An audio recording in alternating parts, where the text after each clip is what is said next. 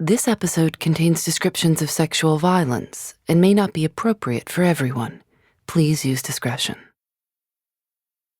The only thing worse than modeling, or maybe equivalent to, would have been acting, going on the stage as a disreputable, kind of morally questionable occupation. And of course, her mother allowed her to do both.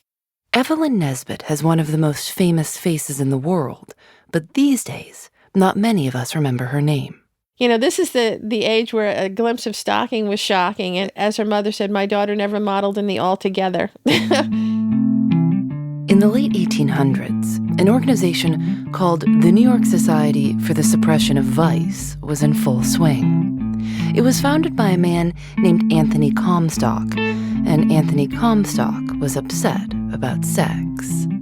The Civil War had just ended, and soldiers had gotten their hands on so much pornography, people were finding it littered all over the ground.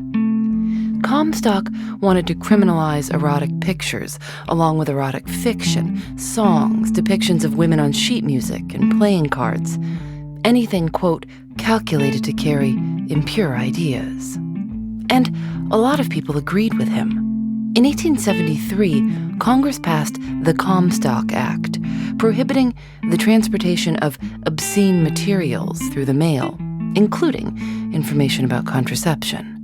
But people still wanted to look at pictures of naked women. There was a burgeoning underground industry of, I guess if you want to call it pornography, and art pictures were included in that, art studies.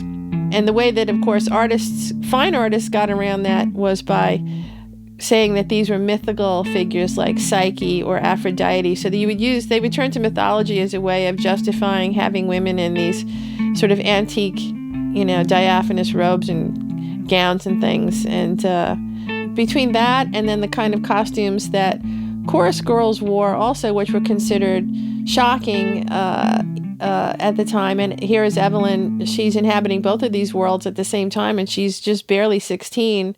I mean, everything about her life from the moment that she was discovered as a model, her life was unusual. Evelyn Nesbit was born on Christmas Day in 1884 in a small Pennsylvania town outside of Pittsburgh. The local paper reported she was the most beautiful baby ever born in the county. We're hearing about her from Paula Uruburu, professor of English and film at Hofstra. Evelyn's father died unexpectedly, leaving Mrs. Nesbit with 2 small children and no idea what to do.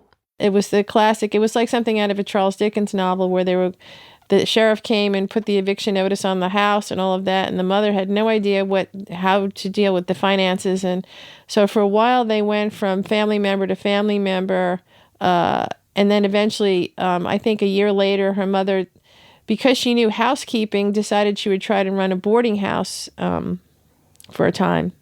The boarding house wasn't doing well. Because Evelyn was so beautiful, her mother made her go door to door to try to collect rent from the men living there. Then, Mrs. Nesbit tried to make money as a seamstress, moving her children to Philadelphia, where she hoped someone would hire her. In Philadelphia, Evelyn was discovered. It sounds like the typical sort of Hollywood scenario, but Evelyn was discovered on the street, actually, by a woman artist who thought that she was extraordinarily beautiful and wanted to use her as a model for painting. She was a fine artist, and Evelyn's mother agreed to let her pose. And then one after another, other artists in the community there started to hear about this model, and then that was the start of her modeling career. Soon after, the family moved to New York, where Evelyn modeled for artists and appeared in ads for toothpaste, face creams, fur coats, and Whitman samplers. She was so sought after that she was paid twice what other models made. Her mother was happy to let her do it because they needed the money. She came to New York just when the technology makes it possible for them to now reproduce photographs, because prior to that, women's ads, for example, in the ladies' magazines, they were illustrations.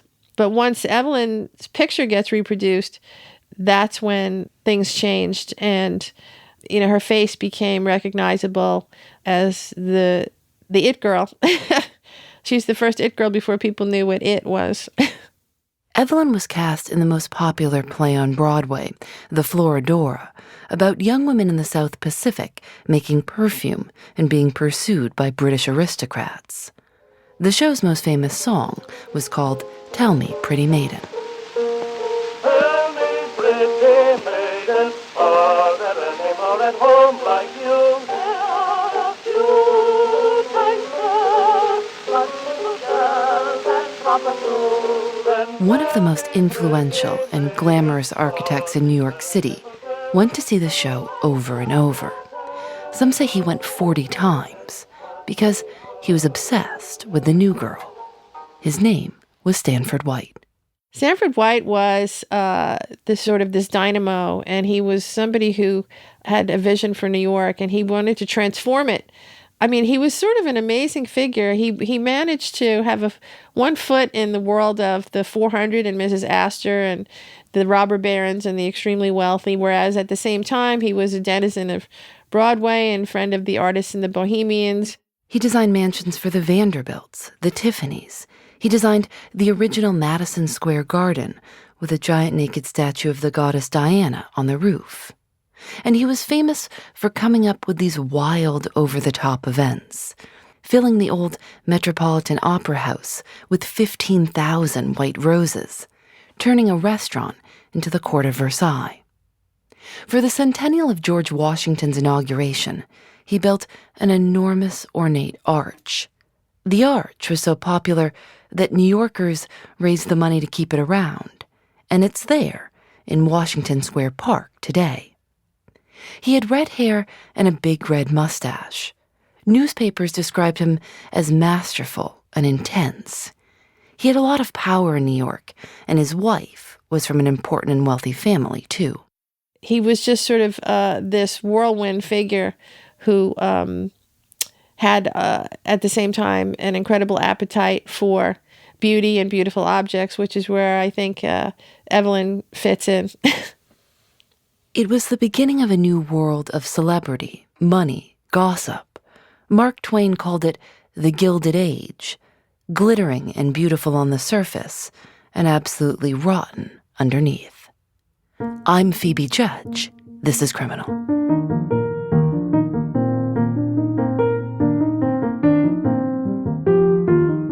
After seeing Evelyn perform night after night, Stanford White arranged to meet her.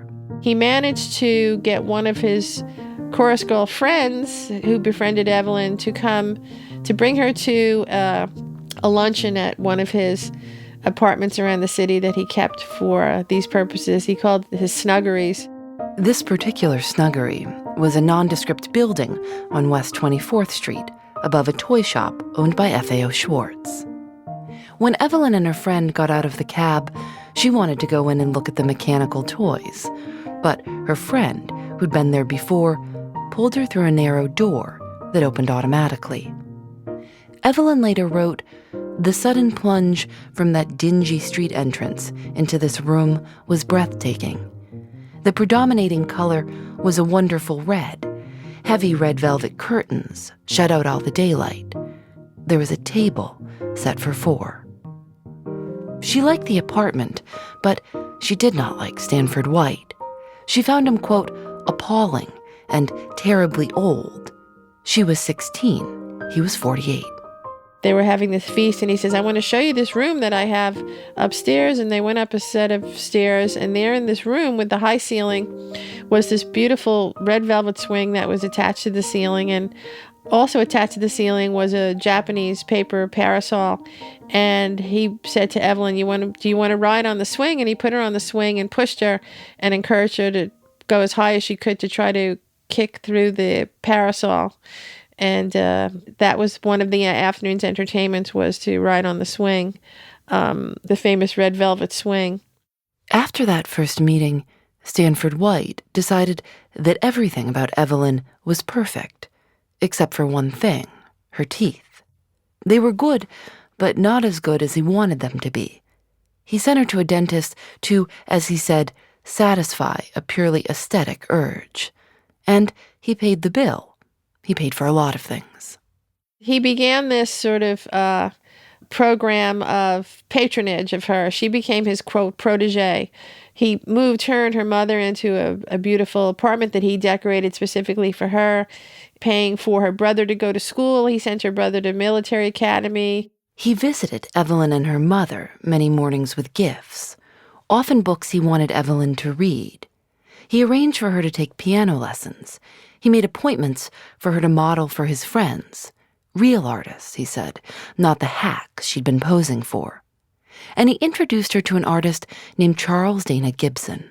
She became one of Gibson's favorite models, and the Gibson Girl today still, when they had that series of stamps that came out about the century a while ago, sure enough, Evelyn's picture was the Gibson Girl stamp that they put out. So it's such an iconic image of that Gilded Age, and she is it.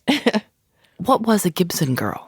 Gibson Girl was really, Charles Dana Gibson took the idea of the new woman, which was sort of threatening to the old guard, but his idea of the American girl, if you want to use that term, was she was tall and statuesque, and she was seductive but without being sexualized, and she was usually depicted in his illustrations as an heiress, as being healthy, as being participating in the newest trends, whether it's riding a bicycle or playing tennis or golf. And they didn't need men necessarily. It was really kind of the ideal image of the new woman, and that's what he created. One of Gibson's most famous drawings of Evelyn Nesbit is called The Eternal Question. It's a profile image, and in it, her hair is piled up on her head, but also there are some curls that fall over her shoulder, and it looks like a question mark. And Freud famously says the eternal question is, what does a woman want? And Gibson played on that idea. What is this creature? What is this new woman? How are we supposed to respond to her? What does she represent? And Evelyn is the Gibson Girl. She is the eternal question. What does a woman want? And it's brilliant because, in that period, a girl wore her hair down in curls. And then when she was 16, she lost the short skirts and wore long dresses, and her hair then was put up to indicate that she was a woman now. And what's brilliant about the eternal question is that you have it both ways. She's got her hair up and she's got it down. So it's some interesting transitional figure between the old and the new, between the old and the young, actually. Stanford White continued to be a father figure to Evelyn, and he became very close with her mother, winning her trust completely. He talked to Mrs. Nesbit about her friends and family back in Pennsylvania. He said it was important not to lose touch and encouraged her to go home for a visit. And her mother didn't want to leave Evelyn by herself in the city. At this point, Evelyn is now modeling in the daytime and performing on Broadway at night. And he says, "Don't worry, I'll take care of her." And her mother left her in the care of White. And he told Evelyn he was going to be having a party at the Madison Square Garden Tower and that she should come. When she arrived, there was no one else there. He said, "Isn't it too bad all the others have turned us down?" He told her that they'd have their own party. He gave her a gift, a toy bank he'd bought in London, and a glass of champagne, and then another, and another. Up until this point, he'd kept a close eye on her drinking, never wanting her to have more than one glass. But this night was different. He took her up a staircase she'd never noticed before. At the top, a small studio decorated with tapestries and mirrors and antiques. He opened the tapestries to reveal an even smaller, secret room with a 4-poster canopied bed surrounded by mirrors. All around the top of the bed were light bulbs that changed colors. She says, though I like to use her description, she says she went into the room a virgin and she did not come out one. And that was the night that she woke up and she was basically nude next to a naked Stanford White. And he says, "You're mine now and you're my kittens," and it's awful. She had no memory of what had happened. When she woke up and saw her reflection in the mirrors, she screamed. Before 1895, to prosecute someone for rape, you had to prove a woman fought back. After 1895, sex with anyone under 18 carried a minimum sentence of 10 years. Stanford White told Evelyn that nothing unusual had happened, that everyone did it, and that, quote, a girl must never talk. He'd remind her of this, saying simply, "Don't talk, Evelyn." Evelyn, I mean, you have to try to remember that she's 16 when she meets White. She had been living, after her father died, she was living in extreme poverty and living from hand to mouth. And suddenly she's with one of the most dynamic, attractive people in New York. You know, White was somebody that men and women found, you know, sort of irresistible in terms of his personality, in terms of his charm. The way she describes it in her letter, she said it was like the force of an earthquake. You know, it was a seismic force that he had. And as I said, anybody who knew White, whether it was as the artist or as the entrepreneur or as the art connoisseur, he was just this magnetic figure. And so probably in her naivete as a 16-year-old, she thought, oh, he's going to maybe leave his wife for me, which he never intended to do. So yeah, it was a very uneven relationship, to say the least.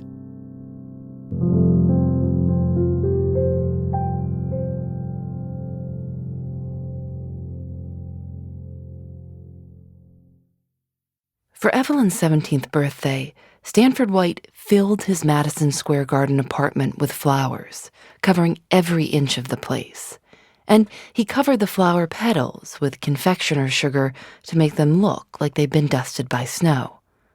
And he was just getting started. Her birthday gifts included 2 diamond solitaire rings, a large pearl on a platinum chain, a set of white fox furs, and a ruby and diamond ring. She called him Stanny Claus. She was thrilled to be the center of his attention. He would pinch her shoulders and say he was feeling for her wings. Neither of them had any idea they were being watched. Evelyn had been cast in a musical called The Wild Rose, and a strange man attended dozens of performances. He always sat in the front row. Following almost exactly in the footsteps of Stanford White, the strange man asked one of the girls in the play to bring Evelyn to lunch so he could meet her. Evelyn agreed. The man called himself Mr. Monroe. He met her. He got down and grabbed the hem of her dress and kissed it, and he said, "Do you know you're the most beautiful girl in New York?" And she was actually horrified. About a week later, at a pre-show dinner, Evelyn ran into Mr. Monroe again. They were seated next to one another, which was not a coincidence. This time, very theatrically, the man told her that his name was not Mr. Monroe. He revealed his real identity, the heir to a $40 million fortune, Harry Thaw. Harry was this incredibly spoiled and apparently very unstable young man who then wanted to become sort of, the toast of the town, and came from Pittsburgh to New York. And because he was so odd, and because he was, let's face it, he was from Pittsburgh. No, I don't want to cast aspersions on Pittsburgh, but the New York crowd considered him just this sort of insane sort of outsider who did things like ride a horse up the steps into the Union Club and used to show off by lighting his cigars with $100 bills and things like this. So he was, he'd been kicked out of Harvard. He'd been kicked out of law school. It didn't actually matter. He didn't need to work. His mother gave him a monthly allowance of $80,000, which would be about $2 million a month today. He spent his time traveling around the world, getting into fights, and asking his mother to bail him out. Like Stanford White, Harry Thaw was obsessed with young and beautiful Broadway actresses, and specifically, he was obsessed with their virginity. He would actually run ads and have young girls come to his apartment with the idea that he was going to be a dramatic coach, and he would instead scald them in bathtubs and handcuff them and beat them with a dog whip and tell them that they were bad. He believed he was saving them in some way. His mother spent tens of thousands of dollars paying them not to press charges.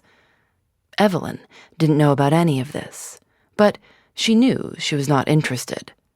When Harry Thaw sent 24 pairs of silk stockings to her house, she sent them back.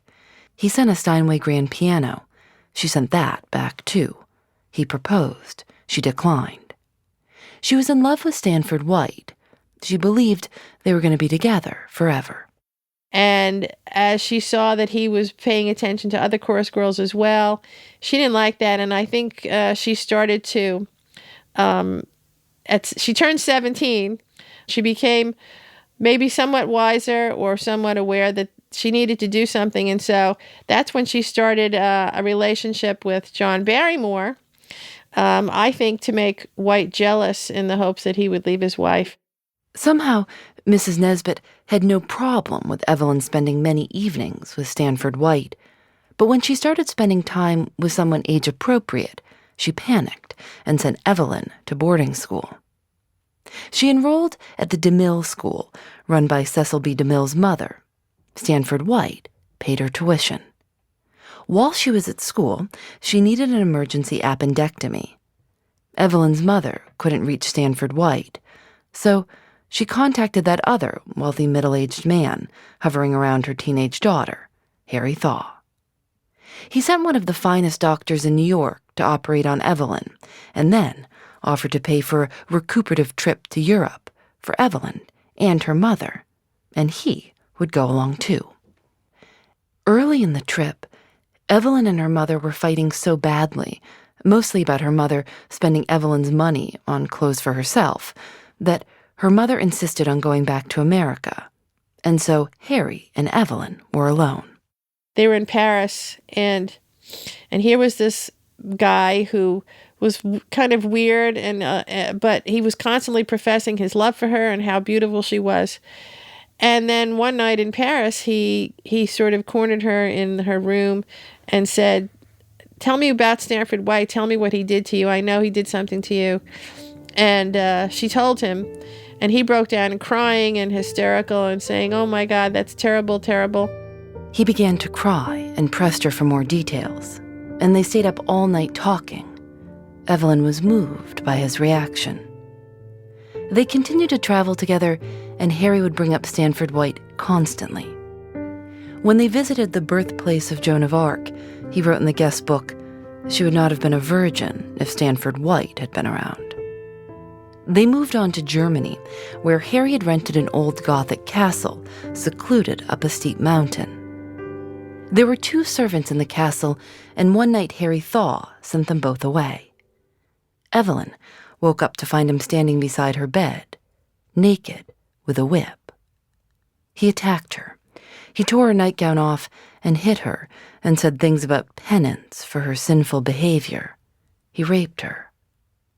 The next day, he behaved as if nothing had happened. Evelyn asked to see a doctor. She was badly injured and still recovering from the appendectomy. He took her to a doctor who ignored the bruises and marks all over her body. She was completely trapped. Eventually, they went back to Paris, where she ran into one of Stanford White's friends, an older woman who got Evelyn out of there.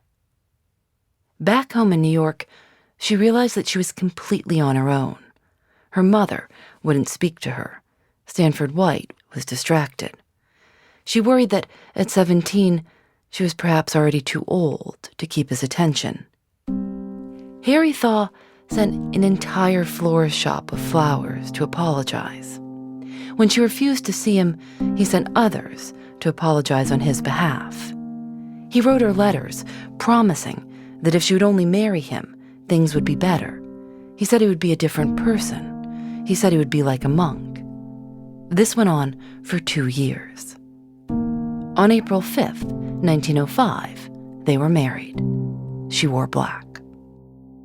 And for a brief time, it seemed like maybe this was going to be okay. And then, of course, he starts coming into her room at night and saying, "Tell me again what Stanford White did to you. Tell me." And she realized that part of the reason why he married her was because he wanted to relive this experience over and over again about White. He was so obsessed with him. Harry Thaw began to carry a gun.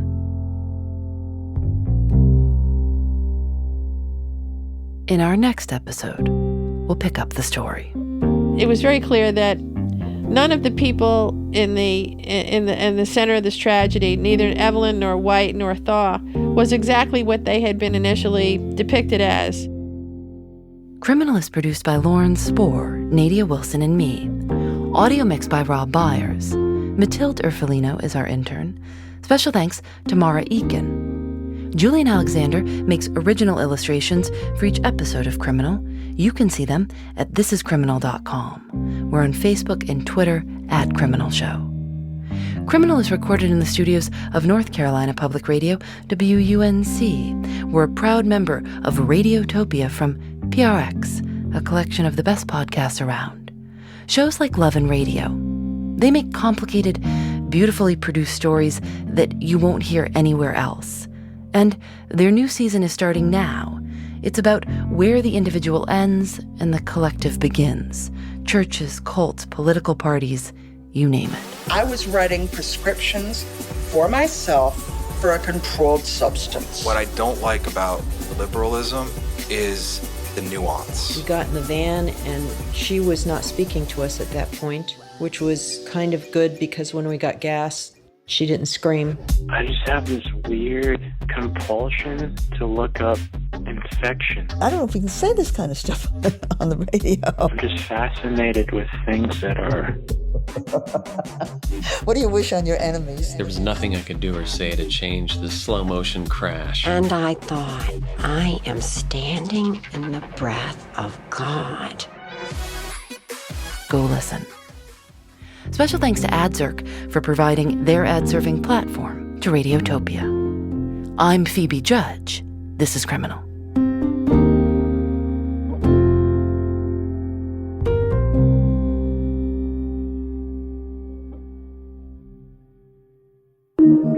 Radiotopia.